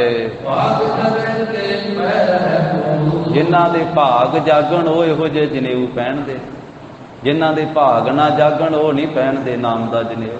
ਭਾਗਾਂ ਤੋਂ ਹੀਣੇ ਖਾਲੀ ਰਹਿ ਜਾਂਦੇ। ਭਾਗਾਂ ਦੇ ਸਹਿਤ ਹਨ ਜਿਹੜੇ ਜਾਗੇ ਹੋਏ ਭਾਗਾਂ ਵਾਲੇ ਐਸਾ ਨਾਮ ਦਾ ਜਨੇਊ ਪਹਿਨਦੇ ਹਨ। ਕਾਮ ਕ੍ਰੋਧ ਨੇ ਜੀਵ ਦਾ ਮਨ ਮੈਲਾ ਕਰ ਛੱਡਿਆ ਹੈ। ਜਿਨ੍ਹਾਂ ਨੇ ਨਾਮ ਦਾ ਸਿਮਰਨ ਕੀਤਾ ਉਹਨਾਂ ਨੇ ਮਨ ਨੂੰ ਸੁੱਚਾ ਕਰ ਲਿਆ, ਪਵਿੱਤਰ ਕਰ ਲਿਆ। ਉਹਨਾਂ ਦੇ ਪਹਿਨਣ ਦੇ ਯੋਗ ਹੈ ਇਹ ਐਸਾ ਨਾਮ ਦਾ ਜਨੇਊ। ਐਸੇ ਗੁਰਮੁਖ ਮਾਈ ਭਾਈ ਉਹ ਸੰਸਾਰ ਦੀ ਕਾਨ ਕਨੌੜ ਤੋਂ ਵਿਪਰੀਤ ਹੋ ਜਾਂਦੇ, ਉਲਟ ਹੋ ਜਾਂਦੇ। ਉਹ ਨਹੀਂ ਕਾਨ ਕਨੌੜ ਕਰਦੇ ਸੰਸਾਰ ਦੀ। ਐਸਾ ਉਪਦੇਸ਼ ਜਦੋਂ ਸੁਣਿਆ ਪੰਡਤ ਹਰਦਿਆਲ ਨੇ,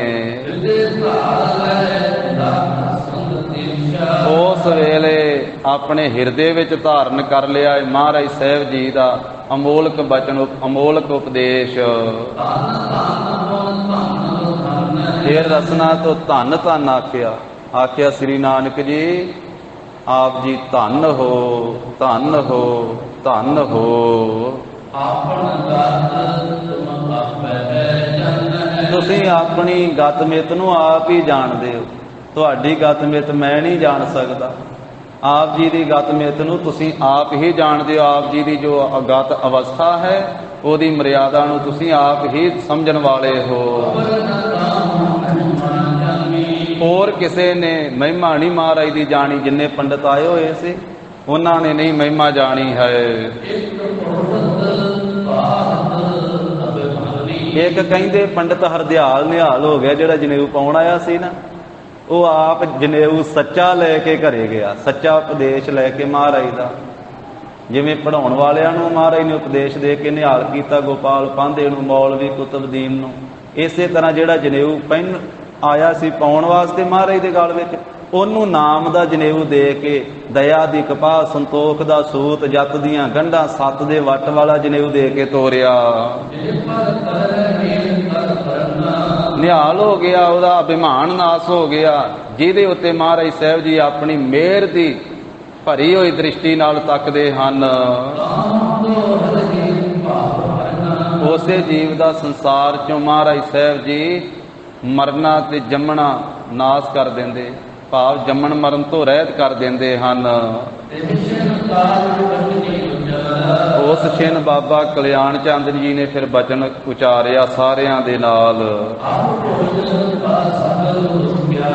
ਕਹਿਣ ਲੱਗੇ ਹੁਣ ਚਲੋ ਪ੍ਰਸ਼ਾਦਾ ਪਾਣੀ ਤੇ ਛਕੋ। ਸਾਰੇ ਤਿਆਰ ਹੋ ਗਿਆ, ਸਾਰਿਆਂ ਨੂੰ ਆਖਿਆ ਵੀ ਚਲੋ ਹੁਣ ਪੰਗਤਾਂ ਲਾਈਏ ਤੇ ਪ੍ਰਸ਼ਾਦਾ ਛਕੀਏ। ਪੰਡਤ ਜੀ ਉੱਠੋ ਤੇ ਸਾਰਿਆਂ ਨੂੰ ਪੰਗਤਾਂ ਦੇ ਵਿੱਚ ਬਿਠਾਓ। ਇਸ ਕਰਕੇ ਹੁਣ ਦੇਰੀ ਛੱਡੋ ਤੇ ਭੋਜਨ ਛਕੋ ਸਾਰੇ ਪੰਗਤਾਂ ਵਿੱਚ ਬੈਠ ਕੇ। ਥੋੜਾ ਜਿਹਾ ਲੈਣਾ ਪੜੀ ਜੋ ਸਾਰਾ ਪ੍ਰਸੰਗ ਪੂਰਾ ਹੋ ਜਾਵੇ। ਉਸ ਵੇਲੇ ਪਹਿਲਾਂ ਬ੍ਰਾਹਮਣ ਉੱਠੇ ਆ, ਉਹਨਾਂ ਨੇ ਆਪਣੇ ਕੱਪੜੇ ਜਿਹੜੇ ਸੀ ਤਨ ਵਾਲੇ ਉਤਾਰ ਦਿੱਤੇ। ਉਹਨਾਂ ਦੀ ਰਹੁ ਰੀਤ ਸੀ ਇਸ ਤਰ੍ਹਾਂ ਦੀ, ਜਦੋਂ ਭੋਜਨ ਛਕਦੇ ਤੇ ਆਪਣੇ ਗਲੇ ਦਾ ਵਸਤਰ ਲਾਹ ਦਿੰਦੇ, ਉਹਨਾਂ ਨੇ ਵਸਤਰ ਉਤਾਰ ਦਿੱਤੇ ਹਨ। ਇੱਕ ਸਾਰ ਸਾਰੇ ਪੰਗਤਾਂ ਲਾ ਕੇ ਬੈਠ ਗਏ। ਸਾਰੇ ਛਤਰੀਆਂ ਨੂੰ ਵੀ ਬੁਲਾ ਲਿਆ, ਸਾਰੇ ਇਸੇ ਤਰ੍ਹਾਂ ਰਿਸ਼ਤੇਦਾਰਾਂ ਨੂੰ ਵੀ ਬੁਲਾ ਲਿਆ ਹੈ। ਉਹਨਾਂ ਦੀ ਵੀ ਇੱਕ ਪੰਗਤ ਇੱਕ ਪਾਸੇ ਲਾ ਦਿੱਤੀ ਹੈ। ਇਹ ਉਦੋਂ ਦੀ ਰਹੁ ਰੀਤ ਸੀ, ਇਹ ਸ੍ਰੀ ਗੁਰੂ ਨਾਨਕ ਦੇਵ ਸਾਹਿਬ ਜੀ ਦੀ ਮਰਿਆਦਾ ਦੀ ਰਹੁ ਰੀਤ ਨਹੀਂ ਆ, ਇਹ ਬਾਬੇ ਕਲਿਆਣ ਚੰਦ ਦੀ ਮਰਿਆਦਾ ਵਾ। ਤੇ ਉਹਨਾਂ ਦੀ ਵੀ ਆਪਣੀ ਨਹੀਂ, ਜਿਹੜੀ ਪਿਛੋਂ ਸਨਾਤਨ ਚੱਲੀ ਆਉਂਦੀ ਸੀ ਉਹ ਰਹੁ ਰੀਤ। ਉਹਨਾਂ ਨੇ ਬ੍ਰਾਹਮਣਾਂ ਦੀ ਪੰਗਤ ਇੱਕ ਪਾਸੇ ਲਵਾ ਦਿੱਤੀ ਹੈ, ਛਤਰੀਆਂ ਦੀ ਪੰਗਤ ਇੱਕ ਪਾਸੇ ਲਵਾ ਦਿੱਤੀ, ਨਾਲ ਰਿਸ਼ਤੇਦਾਰ ਬਿਠਾ ਦਿੱਤੇ। ਤੇ ਜਦੋਂ ਮਹਾਰਾਜ ਨੇ ਉਪਦੇਸ਼ ਬਖਸ਼ਿਆ ਵਾ, ਫਿਰ ਗੁਰੂ ਸਾਹਿਬ ਨੇ ਤਾਂ ਇੱਕੇ ਪੰਗਤ ਵਿੱਚ ਸਾਰਿਆਂ ਨੂੰ ਬਿਠਾਇਆ ਕਿ ਇੱਥੇ ਹੀ ਸਾਰੇ ਬੈਠੋ ਬਈ, ਚੌ ਵਰਨਾਂ ਨੂੰ ਸਾਂਝਾ ਹੀ ਹੈ ਸਭ ਕੁਝ। ਖੱਤਰੀ ਬ੍ਰਾਹਮਣ ਸੂਦ ਵੈਸ ਉਪਦੇਸ਼ ਚੌ ਵਰਨਾ ਕੋ ਸਾਂਝਾ। ਪਰ ਇਹ ਮਹਾਰਾਜ ਸਾਹਿਬ ਜੀ ਤੋਂ ਪਹਿਲਾਂ ਦਾ ਜੋ ਚੱਲਿਆ ਆਉਂਦਾ ਸੀ ਉਹ ਮਰਿਆਦਾ ਰਹੁ ਰੀਤ ਹੈ। ਅਨੇਕ ਤਰ੍ਹਾਂ ਦੇ ਭਾਂਡੇ ਅੱਗੇ ਰੱਖੇ ਗਏ ਤੇ ਉਸ ਵੇਲੇ ਰਸੋਈਕਾਰ ਲਾਂਗਰੀ ਉਹ ਪਦਾਰਥ ਪਰੋਸਣ ਲੱਗ ਪਏ, ਵਰਤਾਉਣ ਲੱਗ ਪਏ। ਕਹਿੰਦੇ ਖੀਰ ਪਾਈ ਗਈ, ਉਸ ਮੌਕੇ ਤੇ ਖੀਰ ਪਰੋਸੀ ਗਈ ਹੈ। ਤੇ ਇਸੇ ਤਰ੍ਹਾਂ ਸਿਤਾ ਖੀਰ ਜਿਹਦੇ ਵਿੱਚ ਖੰਡ ਪਾਈ ਹੋਈ ਹੈ ਤੇ ਘਿਓ ਵੀ ਪਾਇਆ ਹੋਇਆ ਹੈ। ਬਹੁਤ ਛੇਤੀ ਨਾਲ ਘਿਓ ਪਾ ਪਾ ਕੇ ਖੀਰ ਦੇ ਵਿੱਚ ਤੇ ਲਾਂਗਰੀਆਂ ਨੇ ਛੇਤੀ ਛੇਤੀ ਵਰਤਾ ਦਿੱਤੀ ਹੈ। ਬੜੇ ਬਰੀਕ ਬਰੀਕ ਚੌਲ ਵੀ ਬਣਾਏ ਹੋਏ ਆ, ਬਾਸਮਤੀ ਦੇ ਚੌਲ, ਉਹ ਵੀ ਵਰਤਾਏ ਗਏ। ਫਿਰ ਪਕੌੜੇ ਵੀ ਵਿੱਚ ਪਾਏ ਹੋਏ ਆ, ਵੜੇ ਵੀ ਬਣਾਏ ਹੋਏ ਹਨ। ਕਹਿੰਦੇ ਵੀ ਉਹ ਪਕੌੜੇ ਜਿਹੜੇ ਆ ਤੇ ਵੜੇ ਉਹ ਦਹੀਂ ਦੇ ਵਿੱਚ ਪਾਏ ਹੋਏ ਆ, ਤੇ ਦਹੀਂ ਦੇ ਵਿੱਚ ਹੋਰ ਕੀ ਆ, ਕਹਿੰਦੇ ਮਿਰਚਾਂ ਤੇ ਧਨੀਆ ਵੀ ਪਾਇਆ ਹੋਇਆ ਹੈ।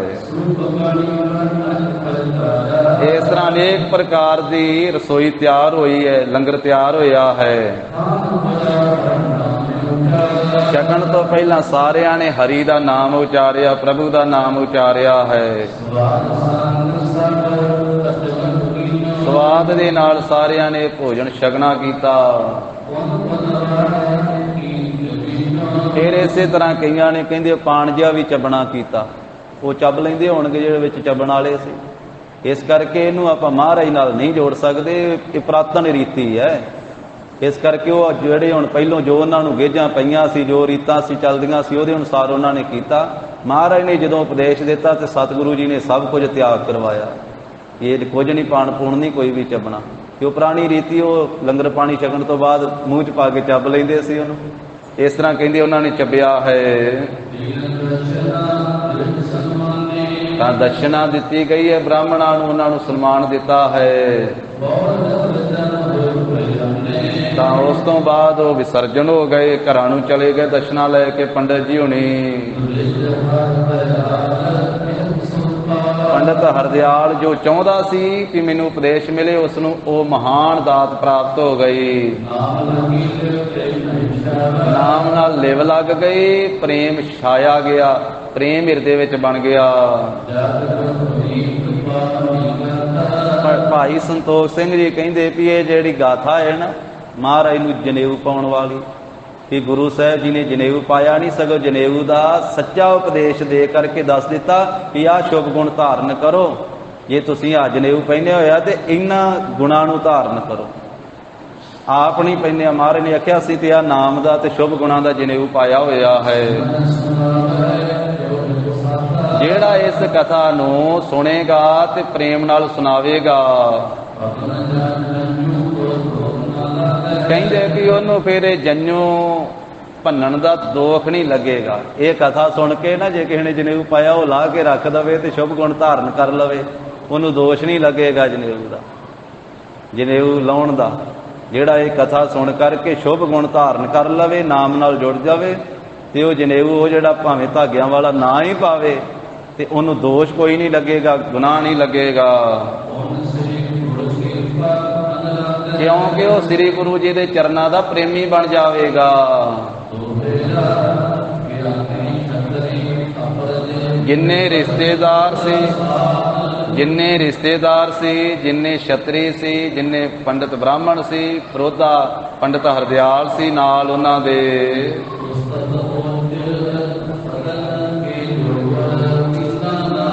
ਸਾਰੇ ਮਹਾਰਾਜ ਦੀ ਉਸਤਤੀ ਉਚਾਰਦੇ ਹੋਏ ਘਰਾਂ ਨੂੰ ਚਲੇ ਗਏ। ਤੇ ਗਰੀਬ ਨਵਾਜ ਜੋ ਦੀਨਾਨਾਥ, ਗਰੀਬਾਂ ਦੇ ਮਾਲਕ ਆ, ਦੀਨਾਂ ਦੇ ਨਾਥ ਆ, ਧੰਨ ਸ੍ਰੀ ਗੁਰੂ ਨਾਨਕ ਦੇਵ ਸਾਹਿਬ ਜੀ ਸਤਿਗੁਰੂ ਜੀ ਦੀ ਉਸਤਤੀ ਕਰਦੇ ਸਾਰੇ ਘਰਾਂ ਨੂੰ ਗਏ।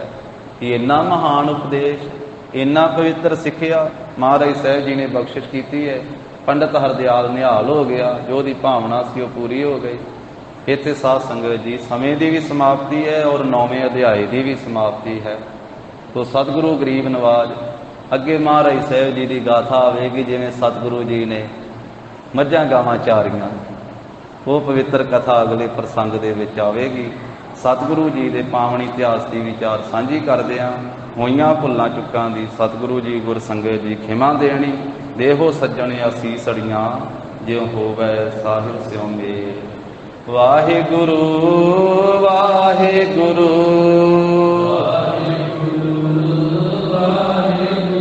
ਵਾਹਿਗੁਰੂ ਵਾਹਿਗੁਰੂ।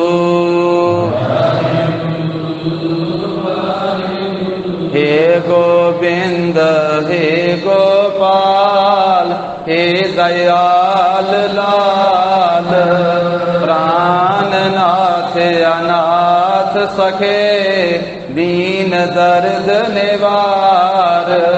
हे समरथ अगम पूरन मोहे मया सार। अंधकूप महापयान नानक पारे उतार। आए प्रभ शरणागति कृपा निध दयाल। एक अक्षर हर मन बसत नानक होत कथा निता प्रत होत है। ਸੁਨਹੁ ਸਿੰਘ ਸੁਜਾਨ। ਨਾਨਕ ਗੁਰ ਗੋਬਿੰਦ ਸਿੰਘ ਜੀ ਸਦਾ ਕਰੇ ਕਲਿਆਣ। ਵਾਹਿਗੁਰੂ ਜੀ ਕਾ ਖਾਲਸਾ, ਵਾਹਿਗੁਰੂ ਜੀ ਕੀ ਫਤਿਹ। ਸਤਿ ਸ੍ਰੀ ਅਕਾਲ। ਵਾਹਿਗੁਰੂ ਜੀ ਕਾ ਖਾਲਸਾ, ਵਾਹਿਗੁਰੂ ਜੀ ਕੀ ਫਤਿਹ।